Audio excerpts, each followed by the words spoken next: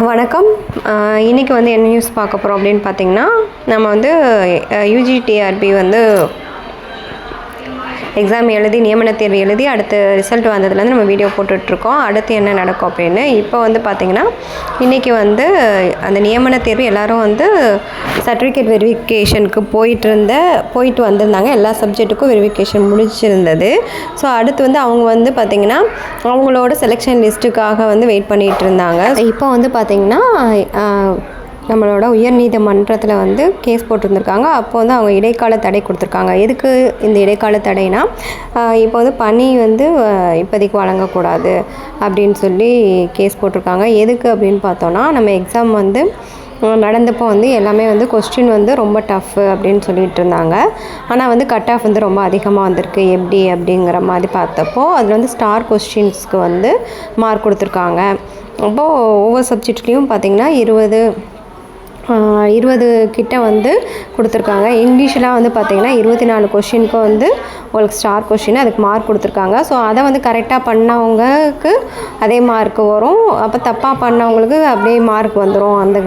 அப்படிங்கிற மாதிரி சரியான வந்து மார்க் வந்து படித்தவங்களுக்கு கிடைக்கல. அது மாதிரி பணியும் வந்து சரியானவங்களுக்கு போகாது அப்படிங்கிற ஒரு சுச்சுவேஷன் இருந்தனால எல்லோரும் வந்து கேஸ் போட்டிருக்காங்க.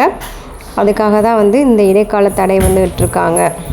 அப்படியே எல்லாருக்கும் வந்து இந்த மாதிரி மார்க்கு கொடுக்காட்டி இப்போ ரிமூவ் பண்ணுறாங்களா, இல்லை அந்த மார்க்கை மட்டும் ரிமூவ் பண்ணிடுறாங்களா, அப்படி இல்லாட்டி வந்து எக்ஸாம் வைக்கிறாங்களா அப்படின்னு சொல்லி போட்டிருக்காங்க. எக்ஸாம் வச்சாலும் மறுபடியும் வந்து பார்த்திங்கன்னா உங்களுக்கு டைம் வேஸ்ட் ஆகும், மணி வேஸ்ட் ஆகும். மறுபடியும் எல்லாருனாலையும் வந்து 10 வருஷம் வெயிட் பண்ணியிருக்காங்க. மறுபடியும் எப்படியோ ஒரு 1 இயர் 1.5 இயர்ஸ் அந்த மாதிரி ஆகிடும். எப்படி வந்து இது பண்ணுறாங்கன்னு தெரில. ஸோ அந்த மார்க்கை வந்து கட் பண்ணிவிட்டு மீதி இருக்க மார்க்குக்கு போடுறாங்களா என்னன்னு தெரியல. அப்படியே ஆனாலும் வேரி ஆகிறது கொஞ்சம் தான் வேரி ஆகும். ஒரு மார்க்கில் கூட ஜாப் போனவங்க இருப்பாங்க இல்லையா, ஜாப் கிடைக்காதவங்க இருப்பாங்க.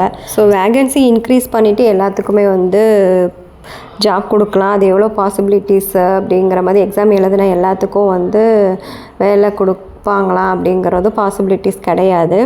ஓரளவுக்கு நம்ம வேகன்சி இன்க்ரீஸ் பண்ணி கொடுக்கலாம். அப்படி இல்லைன்னா என்ன பண்ணுறாங்க அப்படிங்கிறத நம்ம பொறுத்திருந்து தான் பார்க்கணும்.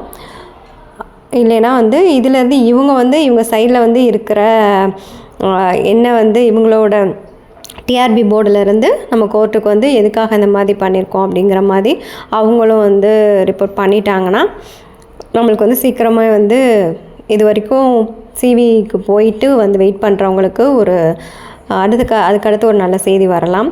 என்ன இருந்தாலும் சீக்கிரமாக வந்து இந்த இஷ்யூ முடிஞ்சிட்டு அடுத்து வந்து எல்லாத்துக்கும் வந்து ஜாப் போடுவாங்க. எல்லோரும் நம்பிக்கையோடு இருப்போம். ஸோ உங்களோட கருத்துக்களை வந்து கமெண்ட்டில் சொல்லுங்கள். என்ன செய்யலாம், உங்களோட ஒப்பீனியன் என்னங்கிறத ஷேர் பண்ணிக்கோங்க டீச்சர்ஸ். நெக்ஸ்ட் வீடியோவில் பார்க்கலாம். தேங்க்ஸ் ஃபார் வாட்சிங். இது போன்ற வீடியோ உங்களுக்கு வந்து உடனே கிடைக்கணுன்னா எங்களோட டிஆர்பி சேனல் ஃபிசிக்ஸ் சேனலை வந்து சப்ஸ்கிரைப் பண்ணிக்கோங்க, லைக் பண்ணுங்கள், ஷேர் பண்ணுங்கள். தேங்க்ஸ் ஃபார் வாட்சிங்.